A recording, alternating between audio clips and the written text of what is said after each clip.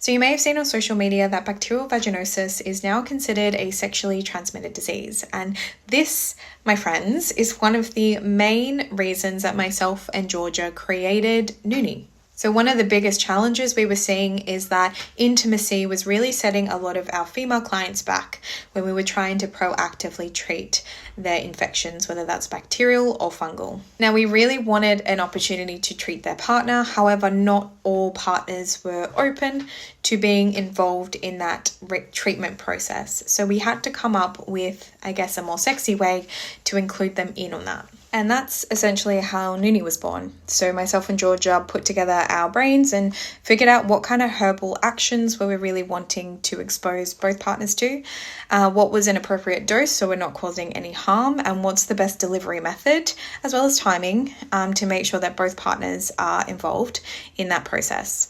And what better timing than at a potential point of reinfection? So during intercourse was a really good way to, I guess, gently expose the male partner to Nunie's medicinal properties, as well as protecting the female's vaginal microbiome from being re-exposed to pathogens.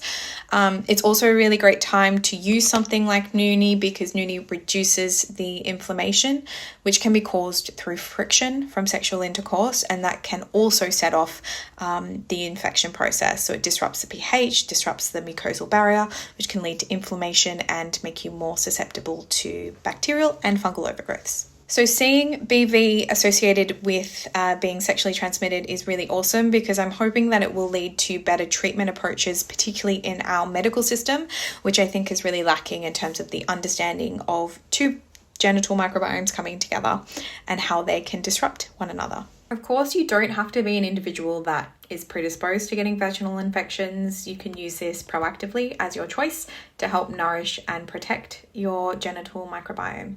You can also use it if you're single and you're someone who's quite sexually active and you're exposed to multiple different people's microbiomes. So that can then cause a little bit of an immune reaction, which leaves you more disrupted to disruption in your microbes. So Nunie can be used either during intercourse or afterwards as, I guess, a treatment. The whole world of microbiome, particularly sexual microbiomes, is a really new and interesting area of research, and we are seeing more and more results coming out each day. So if you're interested in this, give us a follow, try some Nunie, and flick through any questions that you might have.